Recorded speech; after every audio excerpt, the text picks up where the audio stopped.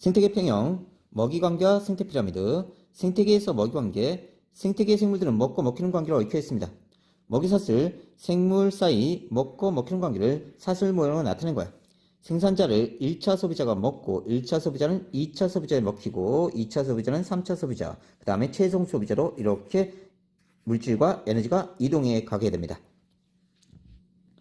먹이금을 여러 생물의 먹이사슬이 복잡하게 얽혀서 그물처럼 나타나는 거야. 자, 서로서로 먹고 먹히는 관계가 있다. 생산자를 1차 소비자가, 1차 소비자는 2차 소비자, 2차 소비자는 3차 소비자, 그 다음에 최종 소비자라고 하죠. 먹이물 생태계 생물들은 하나의 먹이사슬만 연결되지 않고 여러 먹이사슬에 동시에 연결됩니다. 그래서 참새는요, 거미도 먹고, 송충이도 먹고, 진해도 먹고, 도마뱀도 먹고 이런 식으로 얽혀있다는 뜻이에요. 먹이사슬과 먹이금을 실제 생태계에는 하나의 생물종이 여러 생물종에 잡아먹히고 다른 하나의 생물종은 또 여러 생물종을 잡아먹습니다. 따라서 여러 개의 먹이사슬이 얽혀서 복잡한 먹이금을 나타내고요. 생물종이 다양할수록 먹이그물이 복잡해지고 생태계는 안정적으로 됩니다. 먹이사슬이 무한히 이어지지 않아요. 먹이사슬의 다음 영양 단계로 전달되는 에너지 양이 점차 줄어들기 때문에 3에서 5단계 이상 이어지지 못한다. 먹이사슬의 에너지 흐름, 생태계 에너지는 먹이사슬을 통해 유기물 형태로 상위 영양 단계로 이동하는데 유기물에 전해된 에너지는 각 영양 단계에 속한 생물의 생명활동, 세포호흡 등을 통해 열 에너지로 방출됩니다. 남은 것은 상위 단계로 이동해요. 그래서 상위 단계로 갈수록 에너지량이 감소됩니다. 생명체 생존에 필요한 에너지의 근원은 태양 비대에너지예요. 그러니까 지구가 있으면 태양의 비대에너지가 공급되지 않으면 지구상의 생명체는 다 죽어버려요. 태양의 비대에너지는 광합성에 의해서 화학에너지로 저장되고요. 생태계가 유지되려면 끊임없이 외부로부터 에너지가 유입되어야 된다. 생체 피라미드, 먹이사슬에서 각 영양 단계에 속하는 에너지, 생물량, 개체수를 하위 단계부터 상위 단계로 쌓아 올린 것인데요. 안정된 생태계는 에너지양, 생물량, 개체수가 상위 영양 단계로 갈수록 줄어드는 피라미드 형태입니다. 자, 에너지는 하위 단계에서 상위 단계로 갈수록 점점점 줄어들고요. 생물량도 마찬가지고 개체수도 마찬가지입니다. 하지만 효율은요. 에너지 효율은 상위 단계가 더 커요. 하위 단계가 효율이 점점 작습니다. 이런 식으로 돼요. 에너지 효율, 생태계의 한 영양 단계에서 다음 영양 단계로 이동한 에너지 비율인데요. 일반적으로 에너지 효율은 상위 영양 단계로 갈수록 높아집니다. 전 단계 에너지 양분의 현 단계 곱하기 100 해주면 에너지 효율이 나타나요. 그러면 어떻게 계산하냐면 얘의 효율은 전 단계분의 현 단계, 얘의 효율은 전 단계분의 현 단계, 얘의 효율은 전 단계분의 현 단계 이렇게 계산하는 겁니다. 그래서 효율이 점점점 높아진다. 생태계에서의 에너지 흐름, 생태계에서 에너지는 순환하지 않고 한 방향으로 흐른다. 태양의 비대에너지는 생산자의 광합성에 의해 화학 에너지로 전환되어 유기물에 저장되고 유기물에 저장된 에너지는 먹이사슬을 따라 상위 영양 단계로 이동한다. 에너지가 이동하는 과정에서 각 영양 단계의 에너지 양과 에너지 효율은 어떠한지 알아봅시다. 자, 지구가 있으면요. 태양에서 에너지가 옵니다.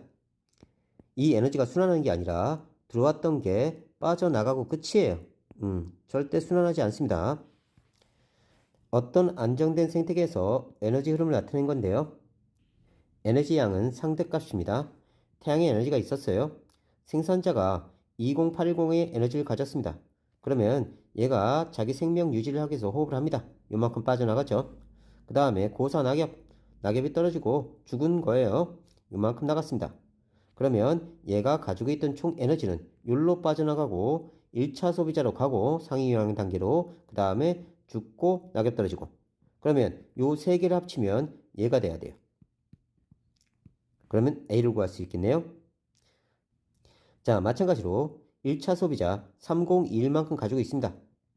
그러면 호흡으로 일단 빠져나가고요. 사체로 빠져나가고요. 2차 소비자한테 갑니다. 그러니까 요거 세 개를 합치면 얘가 나와야 돼요. 다음 2차 소비자가 5055를 가지고 있네요. 그러면 270이 빠져나가고요. 105 빠져나가고 나머지 얘가 빠져나가야 됩니다. 얘를 합치면요. 얘가 돼야 돼요. 자, 그 다음은요. 자, 3차 소비자는요. 최종 소비자입니다. 얘를 잡아먹을 놈이 없어요. 그러면 얘는 호흡을 하고요. 자, 사체 배설물로 빠져나갑니다. 이 둘을 합치면 얘가 돼야 돼요. 됐죠? 자, 이렇게 돼서 얘네들 물질을 분해자가 분해해서 다시 내보냅니다. 그러면 얘가 받은 양과 분해자가 내보낸 양이 똑같아야 돼요. 5399. 됐죠? 유기물에 저장된 에너지는 각 영향단계에서 호흡을 통해 열 에너지로 방출됩니다. 사체와 배설물에 포함된 에너지도 분해자의 호흡을 통해 열 에너지로 방출됩니다. 생태계에서의 에너지 전환과 이동, 빛 에너지가 광합성을 통해서 화학 에너지로 저장되고요. 결국은 호흡을 통해 열 에너지로 방출되게 됩니다. 태양의 빛 에너지는 생산자의 광합성을 통해 유기물의 화학 에너지 형태로 저장되고요. 유기물의 화학 에너지는 먹이사슬을 따라 상위 영향단계로 이동하는데 각 영향단계에서 생명활동에 쓰이거나 열 에너지로 방출되고 나머지 일부만 다음 영향단계로 전달됩니다. 그러니까 1차 소비자, 2차 소비자, 상위 영향단계로 갈수록 에너지 양은 줄어들어요. 생물의 사체나 배설물 속의 에너지도 분해자의 호흡을 통해 열 에너지로 방출됩니다. 결국은요, 모두 열 에너지로 전환되게 돼 있어요. 각 영향단계 에너지양, 안정된 생태계에서는 상위 영향단계로 갈수록 전달되는 에너지양이 감소합니다. 생산자의 에너지양은 20810이었는데 이 중에 일부만 1차 소비자에게 전달됩니다. 1차 소비자의 에너지양 중에 일부만 2차 소비자한테 전달됩니다. 2차 소비자의 에너지양 중에 역시 일부만 3차 소비자에게 전달돼요. 그래서 3차 소비자의 에너지양은 호흡량과 사체 배설물 합쳐서 요 양밖에 안 됩니다. 그래서 각 영향단계 에너지양은 열로 방출된 양, 분해자로 이동한 에너지양, 상위 영향단계로 이동한 에너지양을 합해서 구합니다. 에너지 효율, 한 영향단계에서 다음 영향단계로 전달되는 에너지의 비율입니다. 에너지 효율은 일반적으로 5에서 20% 범위에 있으며 생태계와 생물종에 따라 차이가 납니다. 에너지 효율은 전 영향단계가 보유한 에너지 양분의 현 영향단계가 보유한 에너지 양이에요. 자, 생체 피라미드가 이렇게 있으면요. 여기 전 영향단계가 100이 있었는데 얘가 50만큼 갖고 있어요. 그러면 에너지 효율은요. 전 단계분의 100분의 현 단계 50 곱하기 100 해주면 됩니다. 그러면 50%가 나와요. 다시 봅시다. 1차 소비자의 에너지 효율. 자, 생산자가 있고요. 1차 소비자가 있고요. 2차 소비자가 있고요. 3차 소비자가 있습니다. 그럼 1차 소비자의 에너지 효율은 전 영향단계, 즉 생산자의 에너지 양분의 1차 소비자의 에너지 양을 계산하면 됩니다. 그래서 20810분의 301 곱하기 100 하면 14.5% 나와요. 자, 그러면 2차 소비자의 에너지 효율은요. 전 영향단계가 1차 소비자입니다. 그러면 1차 소비자의 에너지 양분의 2차 소비자의 에너지 양을 계산해서 곱하기 100을 해주면 됩니다. 그래서 301분의 505, 16.7%. 다음 3차 소비자의 에너지 효율은요. 전 영향단계가 2차 소비자니까요. 2차 소비자의 에너지 양분의 3차 소비자의 에너지 양 곱하기 100 해주면 됩니다. 그러면 25.3%. 자, 이렇게 단계가 진행될수록요. 에너지 양은 줄어듭니다. 하지만 효율은요. 에너지 효율은요. 점점점 커지네요. 에너지 효율은 점점점 커진다. 기억해라. 영향단계 상위로 갈수록 에너지 양은 줄어들지만 에너지 효율은 높아진다. 생태계 평형, 생태계를 구성하는 생물의 종류와 개체수, 물질의 양, 에너지 흐름 등이 안정된 생태계를 유지하는 거야. 생태계 평형은 주로 먹이 사슬에 의해서 유지된다. 기억해 놓고요. 먹이 그물이 복잡할수록 생태계 평형 유지가 잘 됩니다. 또 종당성이 높을수록 생태계 평형 유지가 잘 돼요. 종당성이 높다는 뜻은 다양한 생물종이 살고 있다는 뜻입니다. 자, 이렇게 생물종이 적은 생태계는 메뚜기만 죽으면 개구리, 뱀 다 죽어요. 자, 이렇게 복잡한 생태계는 개구리가 죽더라도 매는 다른 거 먹고 살 수 있습니다. 근데 여기서는 뱀이 개구리만 죽어도 멸종돼 버려요. 그래서 생물종이 다양한 생태계가 더 안정된 생태계다. 생태계 평형이 잘 깨지지 않는다. 생태계 평형주의 원리, 안정된 생태계는 일시적으로 생태계 평형이 깨지더라도 시간이 지나면 먹이사슬에 의해 생태계 평형이 대부분 회복됩니다. 자, 이렇게 평형이 유지되다가 자, 1차 소비자가 증가한 거야. 그러면 얘는 잡혀 먹히고 얘는 먹을 게 많으니까 늘어나겠다. 그지? 얘는 잡혀 먹히니까 감소하고요. 얘는 먹을 게 많으니까 늘어납니다. 자, 얘가 늘어나니까 얘가 점점점 잡아먹히겠죠. 그죠? 얘가 잡아먹혀. 자꾸 잡아먹혀. 그럼 얘가 감소하겠네. 그지?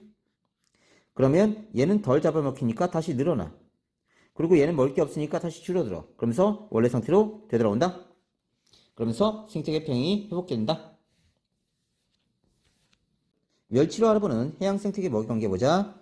자, 멸치를 물에 불린 다음에 멸치 윗속에 플랑크톤과 작은 생물이 관찰됩니다. 멸치는 멸치 윗속에 발견된 생물보다 상위 영양 단계의 생물이라는 게 밝혀지는 거고요. 식물 플랑크톤을 동물 플랑크톤이 먹고 멸치가 얘네들을 먹어요. 그럼 고등어, 범고래 이렇게 먹이사슬 따라 에너지가 이동한다.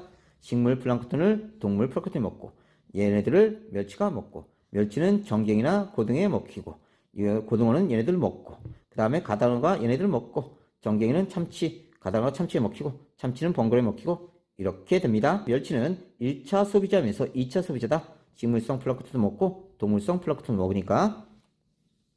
먹이관계와 생태계 평형 1905년 카이바브 고원에서 사슴을 보호하기 위해 늑대 사냥을 허용했어. 자, 이때 좀 조심해서 봐야 되는 게 사슴의 개체수는 10의 4승 곱한 거고요. 늑대는 10의 2승 곱한 거야. 자, 늑대 개체수가 많았어요. 그런데 사냥을 허용한 후에 개체수가 줄어들어 버렸네요. 자, 이렇게 되니까 사슴의 개체수가 급격하게 늘어납니다. 사슴의 개체수가 늘어나니까 초원이 점점점 없어져요. 먹을 게 줄어드니까 다시 사슴이 줄어듭니다. 그리고 늑대는 개체수가 늘지 않고 이렇게 유지된 거예요. 현재 이 상태가 된 거야. 처음의 상태하고 비율이 완전히 달라졌지. 1905년 이후 사슴의 개체수가 증가한 까닭은 사슴을 잡아먹는 늑대 개체수가 감소해서 늑대 개체수가 감소하니까 사슴이 늘어난 거다. 1920년 사슴의 개체수가 급격히 감소한 까닭은 사슴 개체수 급격한 증가로 초원의 생산이 감소해서 먹이가 부족해서 급격하게 감소한 거야. 35년 이후 초원의 생산이 증가하면서 사슴의 개체수가 증가하고 그 결과 늑대 개체수도 증가하는 과정을 거쳐서 생태계 평형이 회복될 것이다. 자, 점점점 이렇게 되돌아갈 것이다. 사슴을 보호하기 위해 늑대 사냥을 허용한 것처럼 인위적인 인간의 간섭은 생태계 평형을 파괴할 수 있다. 환경변화 생태계. 자, 안정된 생태계는 일시적으로 환경변화가 일어나 생물의 종과 개체수가 변하더라도 대부분 평형을 회복합니다. 하지만 한계를 넘는 환경변화는 생태계 평형을 깨져버리고요. 자, 생태계 평형이 깨지는 요인은 자연재해, 홍수, 산사태, 화산폭발 등 생물의 서식이 파괴되고 먹이음을 변화시켜서 생태계 평형을 깨뜨립니다. 인간의 활동, 벌목, 경작지 개발, 무질서하게 세워진 건물, 환경오염, 인구의 도시 집중화 산업화. 이걸 통해서 생태계 평형이 깨지기도 한다. 인간 활동에 의한 생태계 평형이 깨짐, 벌목, 경작지 개발, 건물, 환경오염, 도시 집중과 산업화. 읽어보시고요. 생태계 보존을 위한 노력, 생물의 서식 보호, 훼손된 서식 복원해야 되고요. 자연형 하천 복원, 생태계 가치가 있는 곳, 국립공원으로 지정해야 되고요. 도시 열섬 현상 완화를 위해 옥상공원을 가꾸고요. 도시 중심부에 숲을 조성한다. 도시 열섬은 뭐냐면 도시에서 난방을 많이 하니까 도시에서 온도가 높고 외곽을 가서 온도가 떨어지는 현상이야. 열이 섬처럼 고립됐다고 해서 열섬 현상입니다. 멸종위 생물은 천연기물로 지정해야 된다. 열섬 현상, 도심 기온이 주위 기온보다 높아지는 현상입니다.